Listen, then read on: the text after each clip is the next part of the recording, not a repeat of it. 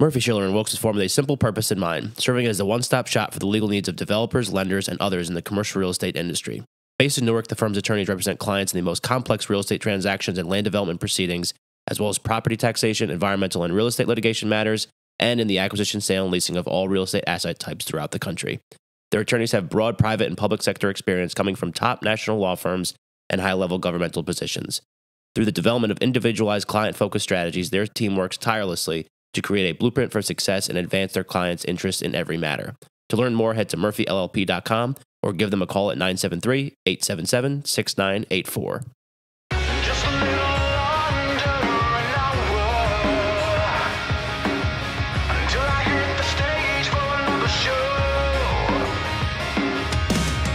Driving on this road feels like forever. All right, what's up, everybody? Welcome back to another episode of Greetings from the Garden State. I'm your host, Mike Can. We are here back at Silverstream Studio in Montclair, New Jersey with Drew O'Brien of the design company. Drew, welcome to the show. Pleasure to be here. I used to live right around the corner, so, feeling hyper-local today. Yeah, this worked out great. And you got, your favorite coffee. No free ads, but you get your favorite coffee, so that's a good thing. Java Love is my personal favorite coffee in Montclair. There'll be a big debate by the Montclair locals here, but my personal favorite. Yeah. Is there, another one that's, a top I contender? love Local. Yeah. It's called a Local Coffee. It's a pretty good spot. Isn't Paper Plane's another big one? Paper Planes is a big one. Got nothing against them. But they're not in your wheelhouse. Their spot is dope, though. It's the coolest spot ever. They just redid moved it. too. Yeah, right. They redid it like an actual airplane. From a design standpoint, it's just pure class. Yeah, I love that. But we're back here at Silverstream Studio, so thank you to them. I know they had to deal with some flooding and all that, but excited to talk to you because I know we connected through Mike Stedman, who runs Ironbound Boxing, which we had on the show. It's probably a few months ago now. And you worked with him, right? Yeah, so Mike started off as a client connected through another client, a different charity called Backpacks for Life, through the design company, and then Mike became a client, and now, truthfully, he's a friend. You know, we've worked together for about 6 or 7 years now. He was on here. He's always a good podcast host, and I think he mentioned me to you and told me to reach out to you. And now we're here. Yeah, I think we talked about you within the first 5 minutes of that episode. Just he was talking about stuff going on in Newark and Jersey and all that kind of stuff, and he mentioned you. And also, thank you for the hat. Can we talk about what the tagline is on the hat? Sure. Make cool shit is. Some people think it's the name of our company. That's what I thought the name of the company was. And that's our goal. Yeah. Right. Technically, we're the design company, but the tagline is make cool shit. It actually started with just a sticker 2 years ago. Yeah. And we started putting them around town, and people started calling us and saying, hey, is this make cool shit? And we were like, you know what? Yeah, it is. Not to get too brandy here, but, every other agency, every other marketing agency, they go with kind of cookie cutter. Yeah. So make cool shit. If you're offended by it, great. Please don't call us. Right. Or if you love it, we have a better chance of working with you. Yeah. Right. There's no gray area there. Definitely not. Yeah, it's very black and white. So let's real quick just say what the design company is and what you guys do, if it's not already apparent, and then we'll kind of get into more of your background and then kind of what led you to starting this company. Sure. At the end of the day, I like to say that we just bring people's ideas to life. I know it sounds a little cliche, but if I just told you I run a branding and marketing agency, it gets pretty boring. Yeah. But that's really what we do. If you want to make a T-shirt, if you want to build a massive brand revamp, if you want to build a website, you have the idea, and it's our job to take it and bring it to reality with our own, cool shit splash on top of it. Yeah. All right, so let's learn a little bit about you, and then we'll kind of take it all the way to you starting the design company. So you're not from Jersey originally. You're from Staten Island, is that right? Queens. Big difference. Yeah. Big difference. For sure. Yeah. Yeah. I'm the only one in my family in Jersey. Everybody's still in New York, Queens, Long Island. Moved to Jersey when I was about 9. And Bergen County, so I lived there for about another 15, 20 years. Then I made my way to Hoboken, lived that life, pre-marriage, got my Hoboken years out, and then Montclair, about 5 feet away from where we are right now, And now the last 2 years I've been in Bloomfield. Okay. So you like got to Jersey and you just couldn't leave. Exactly. Yeah. My dad, back when there was no phones or anything, he literally got on the GW bridge and took out a stopwatch and did 15 minutes. Because my dad at the time worked for the Daily News, so he still had to commute to the city. Gotcha. So it was between Fairlawn, Wyckoff, and Saddlebrook from what my dad was telling me back in the day. Yeah. And he chose Fairlawn. So that's where we were at for that's where I went to high school. That's where I had my formative years. Right. And so when you became an adult, and obviously like you have a lot of ties still to New York and all that kind of stuff, like what was some of the things that like you wanted, like why did you want to stay here? I find that interesting. To be blunt, I've always wanted to move back to New York City. Oh, okay. But we could don't end this right now. Yeah. But I want to do it the right way. Yeah. And what I mean by that is I need to be a multimillionaire. Okay. In order to do it. I don't want to live in a studio. I don't want to, I want to have a brownstone or a penthouse or something wild. Yeah. I stayed in Jersey. I loved Hoboken, right? I loved that the walkability. It still had the walkability factor of New York. And even here in Montclair, where we moved after Hoboken, my wife and I, it still had the walkability factor. Yeah. I have that less in Bloomfield now, but I'm still right on the border of Montclair. So, there was a good 6 to 7 year stretch where I didn't even need a car. Yeah. Living in Jersey.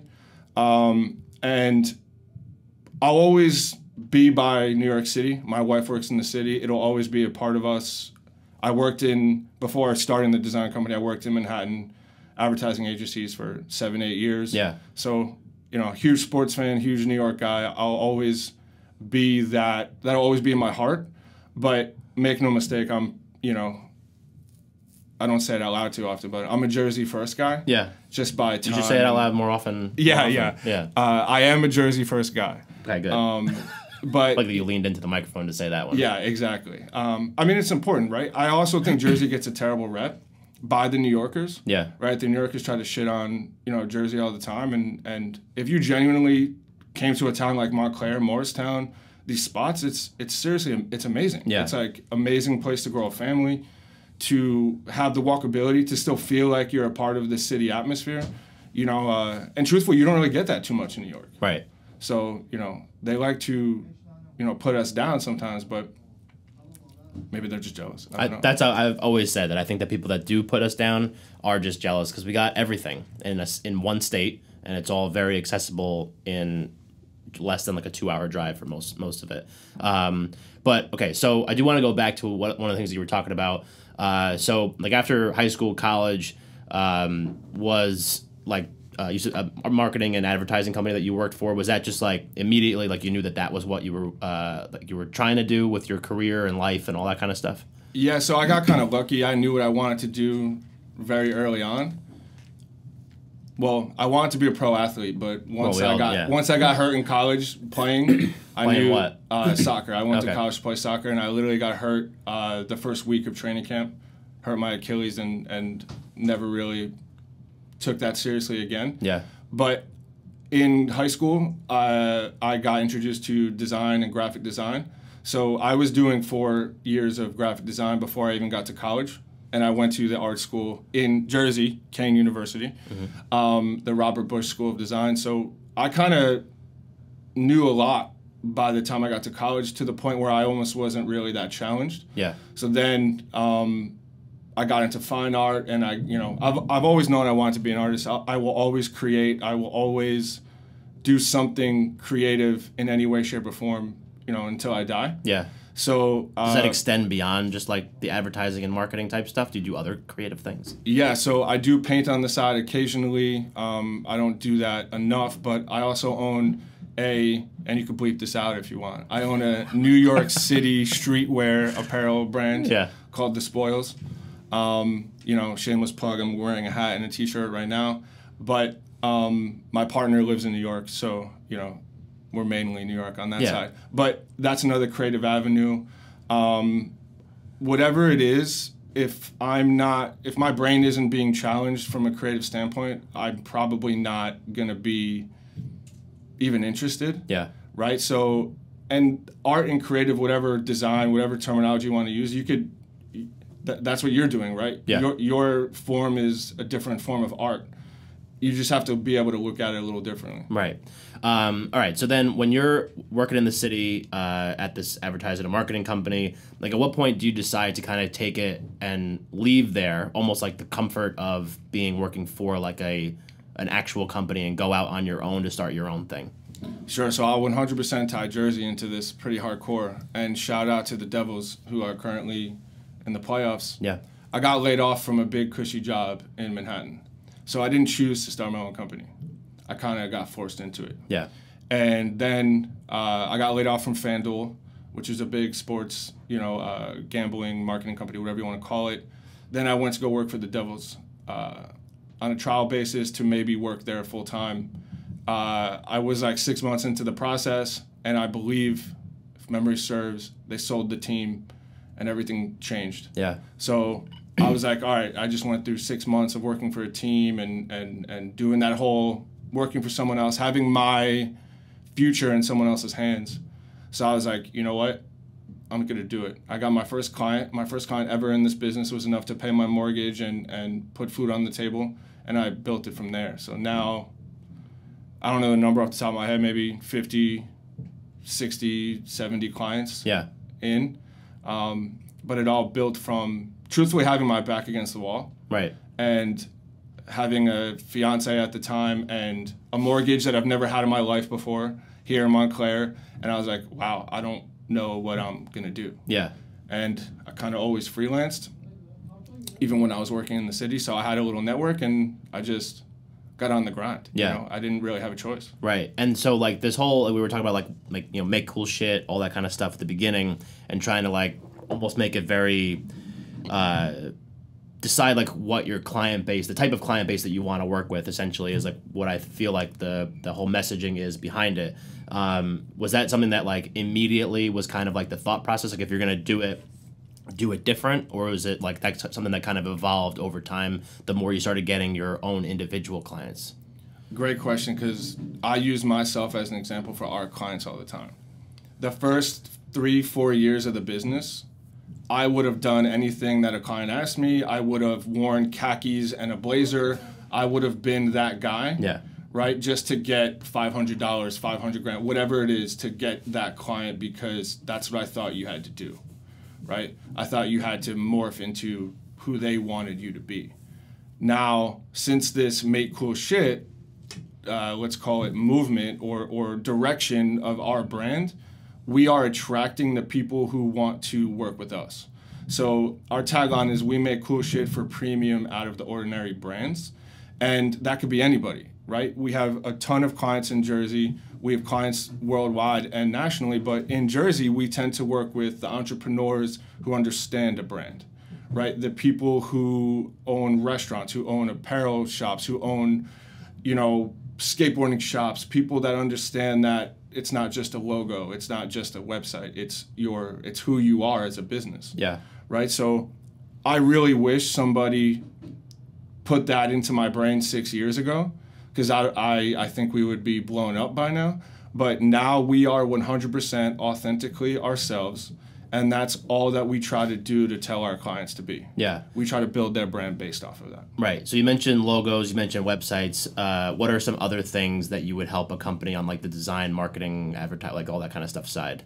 Paid ads, photo, video content, apparel design, anything print design, social media content. Shout out to Jacqueline in the background. She's here filming, behind the scenes.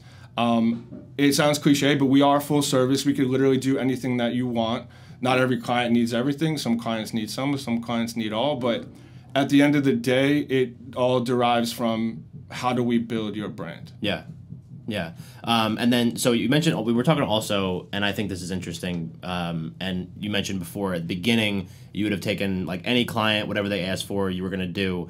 And then as the business has kind of changed, you have people approach you as far as like a potential client, and they say like, and maybe you don't think that they're that great of a fit because of like the way that you're going to approach it, and you just know that maybe they're not going to be on board with, like, radical's not the right word, but like the type of stuff that you're going to do. I would say it's a fair word. Okay. Yes, and once again, I wish I had that lesson. Yeah. Because I think the first couple of years of the business, I built a clientele that doesn't necessarily match what I see this company being long term. Yeah. It's scary to say no to $50,000. It's scary to say no to large amounts of money. But at the same time, if you and I were a bad fit and I took it just for money, from day one, it's going downhill. Yeah. Right? So then I know there's no way to build that company. There's no second project. There's no third project. There's no long-term relationship. So a lot of the clients that we've had, including like Mike Stedman, they've become genuine friends. Yeah. And I don't call them just to talk about work. I'm ingrained into their lives. So that's super important on, just like you know, if you're podcasting with somebody, if you don't have a rapport, it's going to be a pretty boring podcast. Yeah. Right, exactly. Yeah, I definitely agree with that, and I do like the whole vibe, and like just knowing Mike a little bit, not obviously as well as you, but just talking to him and kind of getting his vibe, and then when he was talking about you, and then we connected and all that kind of stuff. I figured, because like, you know, you tend to surround yourself with similar people the more that you're just like yourself, you know, and then it goes the same thing with clients too. Exactly. So on that note, about a year and a half, maybe 2 years ago, and it's not a coincidence, I have two partners in the business. In the design company, David and Phil. I have one partner in the spoils. His name is Zach. But David and Phil specifically have really helped me get out of that bubble of doing what everyone else wanted. They really helped me on keeping me accountable. That's something that's huge too, and I keep them accountable as well, right? If you don't have someone to say, hey, Drew, you're acting wild right now. Like, you need to take a step back. Yeah. Because sometimes I'll get in my creative mind and I'll think that I'm better than everyone else, and because that's just the ego that you have to have as a creative, and then you take a step back, like, wow. Yeah. I was being a jerk. Yeah. Right? So I had that mindset in the past, and you know, they really helped me kind of grow that, and they've also helped me invest in other businesses. So they own salons, for example, so I'm invested with them on some salons. But they, to your point, keeping the people around you that are gonna vibe with you, for lack of a better term, and I hate that term. It's just, I can't think of a better word. Right. Right? Like, it's so important, because if you have a bunch of yes men around you or people that aren't gonna hold you accountable, you become someone that you don't even want to be. Right. Yeah, 100%. And this will be my last question for this segment, but my girlfriend was telling me the other day, because she's like, if she gets her mind on something, she's like going to get it done. But then on my side, I'll have like in my head right now, or at any time, like 25 half-baked ideas. Is that like something, I feel like people that are kind of in that creative space, just like that happens. Like, I'm always like, oh, maybe I'll try this, and I'll like go down this road for a little bit, and then, you know, be like, you know, this seems cooler, and then maybe we'll come back to that one. But she's like, how does your brain operate like that? Is that like similar to you, or are you more of like a, you know, start one thing and get that one thing done? I relate to that so much. It's like I just can't help it. Right? So if you came into our office and looked at our whiteboard, it's like the gif from The Hangover with Alan, and he's looking at all the equations, right? Like, you would walk in and be like, what do these people do? Like, it's wild. Jacqueline has a drawing of like a baby wearing a diaper on a rocket ship, and then you look over, it's like a drawing of a business card, and then you look over, it's like a whole strategy session. So it is wild. I think you need to keep that mindset and have that creativity with everything. You just need to have a locked in process of, okay, this is super important, this is medium important, and this is lower end important. Right. Right? So it might be by clients, it might be by, listen, if someone's paying us $100,000 to do something versus $500. Sure, that puts the priority on it a little it definitely changes your mindset. Yeah. But at the same time, you need to treat everybody with the same amount of respect, whether you're $500 or $100,000. Yeah. My best advice to you is, like I said, keep it, but I even color code everything. So red is got to get done. Blue is, all right, we're good. Yeah. Orange is whatever. But everybody has their own process. But, you know, you got to keep that creativity. Yeah, that's how things get done. Or not done, per se, but, you know, like cooler things start coming out of that, because it's like a momentum of ideas all at once. And then, like, when one finally gets out the other end, it's like, okay, that one Well, yeah, I mean, like, the design company is our third name. Yeah. Right? Technically, We Make Cool Shit could argue be a fourth. Yeah. Right? But if we didn't have these ideas and these, you know, if we didn't have those crazy ideas, I don't know if I would be here today. Right. I might be working for someone else in an agency somewhere else because I was just comfortable. Yeah. You know what I mean? Yeah. 100%. All right, so we're going to take our break of this episode. So this is the Greetings from the Garden State podcast. I'm Mike Cam. We're here at Silverstream Studio in Montclair, New Jersey with Drew O'Brien of the Design Company. We'll be right back. Bored of going to the same park? Want to try a new local adventure? Well, then check out NJspots.com, your home for finding a new spot to discover right here in New Jersey. With dozens of maps to check out, local hiking spots, family-friendly places, and seasonal suggestions, NJspots is waiting for you to find somewhere new to explore. That's NJspots.com. The Mayo Performing Arts Center is the heart of arts and entertainment in Morristown, New Jersey. MPAC presents over 200 events annually and is home to an innovative children's arts education program.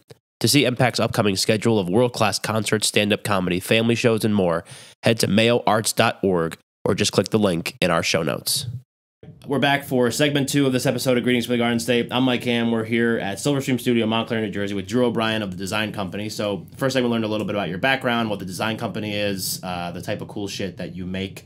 So I'm interested to kind of learn maybe kind of the process of onboarding a client and kind of what, you know, because we had talked a couple times, and we could use me as an example of maybe like almost like a rebranding or kind of like a, maybe not rebranding, what was used, like a refresh, that was it. So like take me through that. Like I'm sure there's like a varying levels of, you know, intensity when it comes to like A, what you're doing, and B, what that particular client needs, whether they're starting from scratch or they already have something that exists, but maybe kind of like broad strokes, like what does that process look like? Sure. You kind of hit the nail on the head. It's definitely different for everybody. When a client is from scratch, for example, someone like Madame, that I know that you said that you recorded a podcast in there. The space is beautiful. Working with someone like Jamie Knott, who is one of those people in the circle that, you know, we always try to support each other and, you know, bring everybody up. He's a great person to work with because it's from scratch. He has an idea, and we're just crushing it together. We're literally drawing side by side. It's a very immersive experience with Jamie. You know, Jacqueline, myself went to meet him and with his team members, and we're literally kind of doing it live. Yeah. Right? So that's one example of a client that's from scratch. We're kind of controlling the visuals and the narrative along with the client. Sure. Now, someone like yourself, where you already have a presence, you are gaining some steam, killing it, and I'm like, listen, what you have is great. I would recommend a little refresh. We could do these couple small tweaks, totally change it. Let's get some apparel. We have to look at each business and dissect what their needs are. Right? You don't need our help on social media content and video production and all of that. It would be a waste of our time to try to sell that to you. Sure. We look at you and we say, okay, you need X, Y, and Z. This is how we could help you. Yeah. Right? When a client is from scratch, you could kind of hit everything at once.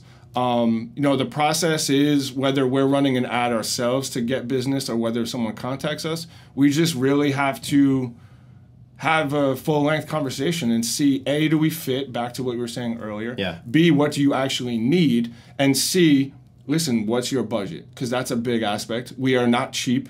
We are not the most expensive agency in the world, but we know our value. Sure. And at the end of the day, if you have a $500 budget, there's nothing wrong with that. Absolutely no judgment. But you have to go to Fiverr to do something like that. Right? You have to go to a freelancer on the side. They'll hook you up. But if you have a larger budget and you genuinely want to build your brand and build your business, then we're the people to work with. Yeah, and then how much, I would imagine, like, so you could use the Madame, is that how you say it? Madame.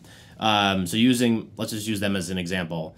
So like, how much do you have to, I know that they were kind of like, you were working side by side with them, like you said, but diving into kind of what they offer, like what that business offers, what that restaurant's like, you know, types of food are, like, you know, obviously like that I would think comes into play, because I think that goes really deep into kind of the design and marketing and everything like that you put together. Yeah. So talk to me a little bit about that, about how, like, kind of, do you have to do deep dives in certain cases to figure out like what this business is all about and kind of what their values are and all that, to kind of make sure that whatever comes out the other end of your actual design, they're going to be happy with?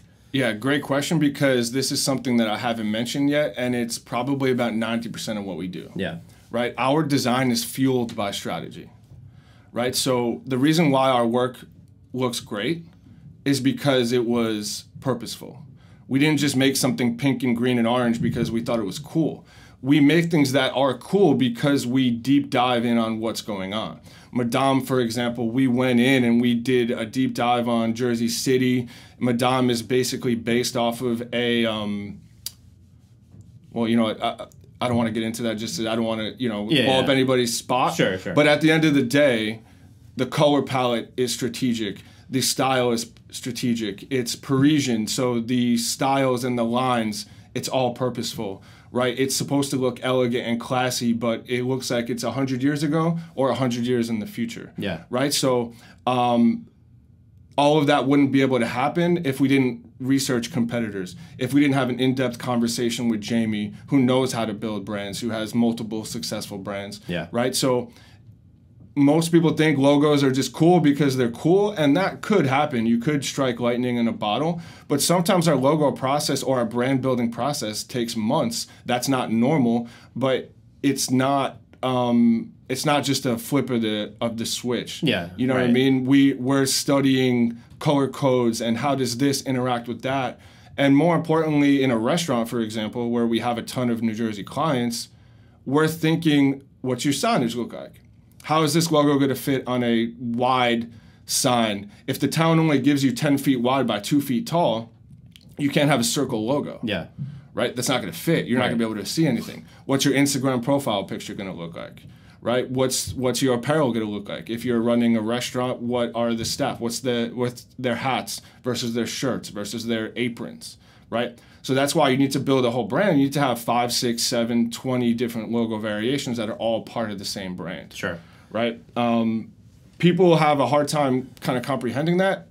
I always bring it back to sports, right? A sports team has the same colors, but they have 4 or 5 different logos, and if you look at a uniform, it all looks cohesive. Yeah. But there's 4 or 5 logos on there, all part of the brand. Right. Yeah, that makes sense. So can we talk about like other maybe New Jersey local businesses that you've worked with, and then if any were kind of like a favorite of yours or other, you know, maybe not even specific, but almost like a challenge for you too? Like, 'cause I'm sure that there are some where it's just like, and this is a tough one to try to like figure out exactly what we're going to do to get this one on out the other side. Yeah, I mean, we have clients in food and hospitality, entertainment, barbershops, salons, cannabis companies, literally, you know, preschools. We literally run the gamut on types of services that we offer, or clients that we have on our roster, I should say. Right. A hard example would be Golden Door Dispensary, who are coming to Jersey City sometime soon, right? They're building out their place. It's a dispensary. It wasn't hard to build the brand, but it's when it comes to marketing, there's a lot of legal issues with cannabis, and so you can't run a paid ad. Yeah. You can't really get your name out there the traditional way.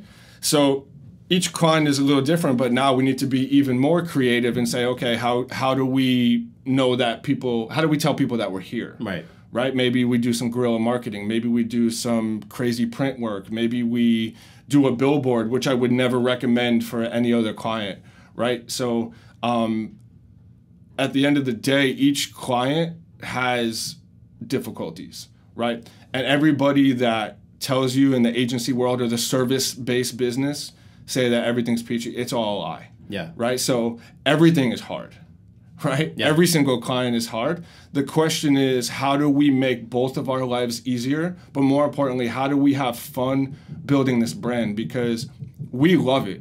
We eat, breathe, sleep, drink, bathe in creative. Yeah. Right? So how do we bring that and how do we share that mindset with our clients? Some love it. Some could care less. Some leave us alone completely and, hey, do your thing. Right. Do we love those? Yeah.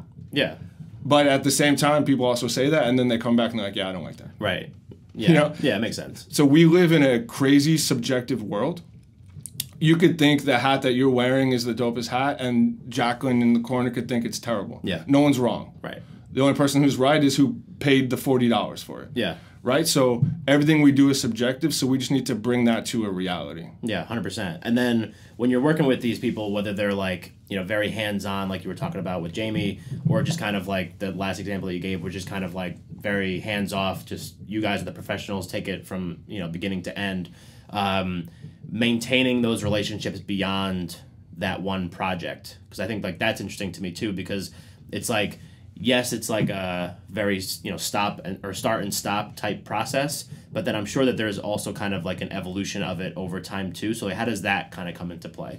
Yeah, so there's two general phases. Phase one is, let's call it brand building, right? Where you build the entire brand, style guide, website, social media, get the marketing, get the plan running. Some clients have phase two all set up. Phase two is marketing, running the business day to day, digital advertising, being the creative team for that business. That's definitely a phase two. So some clients are just phase one, some clients are just phase two, and most of our clients are both. But, you know, I know I keep harping on this. It just everybody's a little different. Right. But I would imagine that regardless, like that's got to be an important thing, because like, when they are ready to, they're like, okay, we've had this logo now for 8 years and it's getting a little bit stale, stagnant, whatever. Exactly. Like I look at it like this. We'll use a restaurant for example. So it might cost you upwards of $1 million or more to build out your restaurant, and then you're gonna go pay $2,000 for a logo off of Fiverr. Yeah. Versus putting a larger amount of money in building a brand and having a beautiful look and feel to match that massive amount of investment that you've had. Right. That's super important. But guess what? What happens when the doors are open? Yeah. Just because you have an amazing chef and amazing service, that doesn't mean people would just come in organically. You got to let people know. You have to market, right? So, you know, the second phase is arguably just as important as phase one. Yeah, yeah. It's just definitely interesting to me because, like, you know, me learning on the fly, doing it basically in Canva for 3 years with both podcasts that I've had, it's just like, you know, you start to appreciate kind of like what goes into like a very cohesive, you know, all-encompassing type brand from like all the stuff that you're talking about.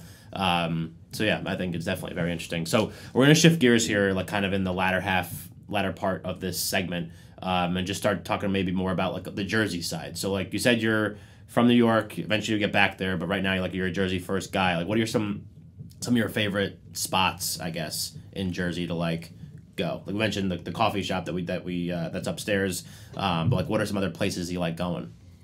Man, I am everywhere. You know, my wife loves going out to eat. She's a foodie, so she's got a list of hundreds of places in Jersey that we have to check out. So is there like a physical list? Yeah. Every time I say I'm going to add something to a list, that just goes into my head, and then it's like... No, she has an iPhone list. Note, yeah. And it's endless. Yeah. We'll be dead by the time we hit every item on there. Yeah.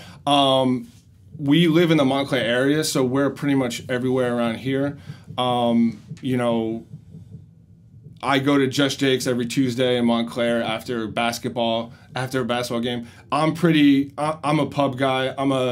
I don't need anything too crazy. Yeah. Tonight, our whole team, we're going out to dinner at Brick and Dough in Montclair, which is amazing pizza. Honestly, I think outside of the Star Taverns, outside of the Ralphs, which in my opinion are the best pizza in the area, okay, not including New York pizza. I don't want to get into that whole conversation. That's a whole other thing. But Brick and Dough, in my opinion, is the best pizza in Essex County. Okay. For sure. That's high praise. High praise. You know, I'm in Bergen County. We go down the shore a lot. We do a lot of things. What's your shore spot? In my younger days, you know, I'll just put it out there. I'm cool with it now. Yeah. I was a big DJ's guy. Okay. That's fine. I was throwing napkins, you know. I was that guy. Yeah. We had, you know, my buddies and I, we always had shore houses, you know, in our early 20s. But, you know, going to the beach, just relaxing. My wife can sit on the beach all day. Always go to Klein's is a good spot, too, down the shore if you've ever been to. You know, locally here, my favorite spots are... Oh, man. I'm almost like on the spot. I almost forgot of every place that I've ever been to. You know, you've already named a bunch, which I think is pretty impressive. Yeah. I mean, at the end of the day, as long as the business takes themselves seriously, they'll stay around here, because we live in such an expensive area. Right. That if your rent is $5,000 a month, you got to be making a lot of tacos. You know what I mean? That is a lot of tacos. For example, I'll shout out Sparrow's Deli in Montclair, one of our clients that we did the branding for, but great guys that own the place. Same place, Mike's Pasta and Sandwich Shop in Nutley. That's a great Italian sandwich. Both of those places can't go wrong. Pretty much everything I do is derived around food. Yeah. Well, I mean, what else would you do? Exactly. You know? Going to a Devils game is always fun, even though I tend to be on the Rangers side, right? Whatever you could do to get out and try to decompress and relax, because I do work a lot, and we all work a lot, right? Everyone has the same story. Right. But at the end of the day, everybody's got their own spots. Yeah. Does it also when you go to these places and start looking at kind of what they're, is that something that's hard to shut off, looking at their branding and their logos and impossible? Maybe, yeah, I would imagine. So I'll be out to dinner. We were just at a place in Montclair, and I won't call them out, and their menu had just a double space on the text within, I'm making it up, under the bread section. Yeah. It had just a double space in between, was supposed to have a single space on the 10-point font. And I was like, mistake. Yeah. And my wife just rolls her eyes. She's like, can we just have a drink in peace? Can you just shut the hell up? You know what I mean? Yeah. So it's definitely impossible to turn off. But I also think that's what makes us great at what we do, because we can't turn it off. Yeah. Right? Because your brand is what people say about you when you're not in the room. Right. Right? So if your menu does have edits, and if your hat is the color red and it doesn't match the menus, everyone's like, they're whatever. Yeah. You know what I mean? Right. Versus a place like Faubourg here in Montclair. Yeah. Super nice, high end. Some may call it bougie. I think it's bougie. Right? It's definitely bougie. I mean, let's get real. I like it, but so do I. Yeah. But that's a company where they put a lot of money, and I don't have any connection to that brand. I don't know any of the owners or anything. You could tell they put a lot of money into their brand. Yeah. They care about what they did. That's why they can be bougie. Yeah. Right? So if you're spending $10,000 on a, brand identity for your business, people don't realize how far that goes in terms of your bottom line and your revenue. Yeah. If you walk in and everything's on point, you're going to come back. Right. Right. Obviously, the service needs to be great. Obviously, the company needs to, whatever it is, that's on them. But if you walk into a department store that has shit all over the place versus walking into a Zara that's super meticulated and perfect. Yeah.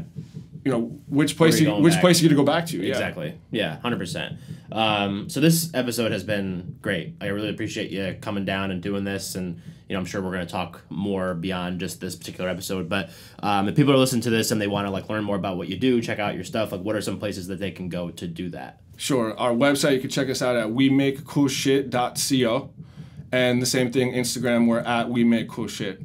For our spoils, we're at thespoils.co, our website, and our IG is at thespoilsco. Awesome. You can check us out. And everybody be on the lookout.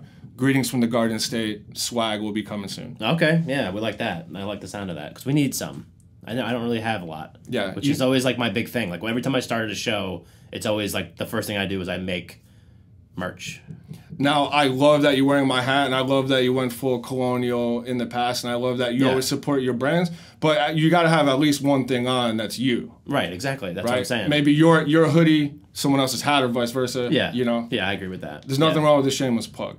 No, and I'm a big shameless plug guy. Yeah, we all are. Yeah, so, but awesome. This has been so great. I really appreciate you coming on. I'll make sure that I put all the links and social handles in the show notes, so people just go click them and check what Drew and the design company are doing. So this has been the Greetings from the Garden State podcast. We were here with Drew O'Brien of the design company at Silverstream Studio in Montclair, New Jersey. Thank you for listening, and we will catch you next time.